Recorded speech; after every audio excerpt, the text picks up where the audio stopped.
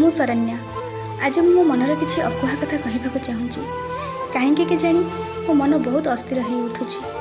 ବହୁତ ଦିନ ଧରି ମନ ଭିତରେ ଚାପି ରଖିଥିବା କିଛି ଅକୁହା କଥା କହିବାକୁ ଇଚ୍ଛା ହେଉଛି। ସବୁ ଝିଅମାନଙ୍କ ପରି ମୋର ବି ବହୁତ ସାରା ସ୍ୱପ୍ନ ଅଛି, ବହୁତ କିଛି କରିବାକୁ ଆଶା ଅଛି। ହେଲେ ଏସବୁ ଭିତରେ ମୋ ଜୀବନରେ ଘଟିଯାଇଛି ଏମିତି କିଛି ଘଟଣା ଯାହା ମୁଁ ଆଜି ଆପଣମାନଙ୍କୁ କହିବାକୁ ଚାହୁଁଛି। ମଣିଷ ହେଉଛି ଭାଗ୍ୟ ହାତର କଣ୍ଢେଇ।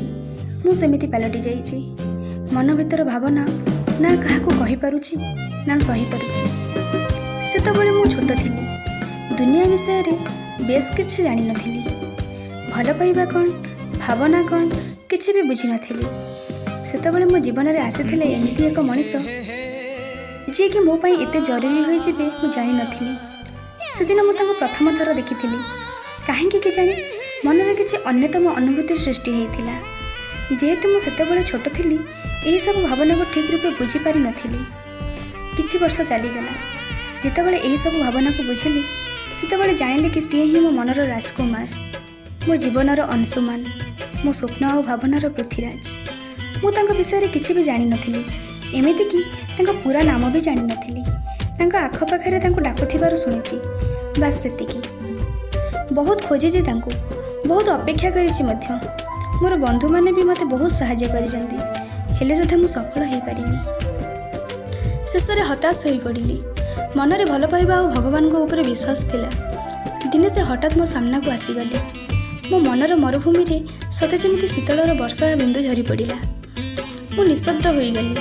ସତ କି ସ୍ୱପ୍ନ କିଛି ବୁଝିପାରୁନଥାଏ। ସେମିତି ଚାହିଁ ରହିଥାଏ ତାଙ୍କୁ।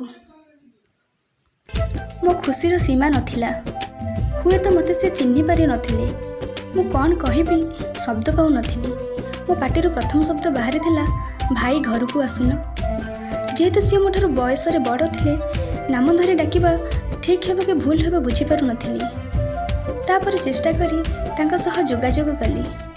କଥାବାର୍ତ୍ତା ବଢ଼ିଲା। 7 ବର୍ଷର ଭଲ ପାଇବାକୁ ମୋ ପାଖରେ ପାଇ ମୁଁ ହରାଇବା ପାଇଁ ଚାହୁଁନଥିଲି। ସେଥିପାଇଁ ଗୋଟେ ଝିଅ ହେଇ ମଧ୍ୟ ନିଜ ମନର ଭୟ ଓ ଲାଜକୁ ପଛରେ ଛାଡ଼ି ମୁଁ ତାଙ୍କୁ ଭଲ ପାଇବାର ପ୍ରସ୍ତାବ ଦେଲି। ସବୁ କଥା ମଧ୍ୟ କହିଲି। ସେ ମୋ ଭଲ ପାଇବାକୁ ସ୍ୱୀକାର କଲେନି ସତ, ହେଲେ ମୋ ଭଲ ପାଇବାକୁ ସମ୍ମାନ ଦେଇ ବନ୍ଧୁ ସମ୍ପର୍କରେ ରହିବା ପାଇଁ କହିଲେ। ମୋ ମନରେ ଭଲ ପାଇବା ଥିଲା, ତ ତାକୁ ମିଛ ବନ୍ଧୁ ସମ୍ପର୍କର ନାମ ଦେଇ କ'ଣ ଲାଭ? ସେଥିପାଇଁ ମୁଁ ମନା କଲି। ପରେ ଭାବିଲି, ପରସ୍ପରକୁ ଜାଣିବାକୁ ହେଲେ ବନ୍ଧୁତା ନିହାତି ଆବଶ୍ୟକ। ସେଥିପାଇଁ ମୁଁ ତାଙ୍କ ସହ କଥା ହେଲି। ତାଙ୍କ ମନରେ କ'ଣ ଥିଲା ମୁଁ ଜାଣିନି, ହେଲେ ମୋତେ ବୁଝିବାକୁ ଲାଗୁଥିଲେ, ମୋ ଭାବନାକୁ ବି ବୁଝୁଥିଲେ। ହଠାତ୍ ଦିନେ କ'ଣ ହେଲା କେଜାଣି, ସେ କଥା ଆଜି ବି ମୁଁ ବୁଝିପାରୁନି। ସେ ମୋତେ କହିଲେ, ତମେ ଆଜିଠୁ ମୋ ସହ କିଛି ବି ଯୋଗାଯୋଗ କରିବାକୁ ଚେଷ୍ଟା କରନି। ତାପରେ ବହୁତ ଚେଷ୍ଟା କରିଛି ତାଙ୍କୁ ବୁଝେଇବାକୁ, କିନ୍ତୁ ପାରିନି, କି ଆଜି ପର୍ଯ୍ୟନ୍ତ ବି ପାରିଲିନି। କେବଳ ଏତିକି କହିବି, ଭଲ ପାଇବା ଏକ ଅମୂଲ୍ୟ ସମ୍ପଦ। ତା'ର ଅପମାନ କରନ୍ତୁ ନାହିଁ।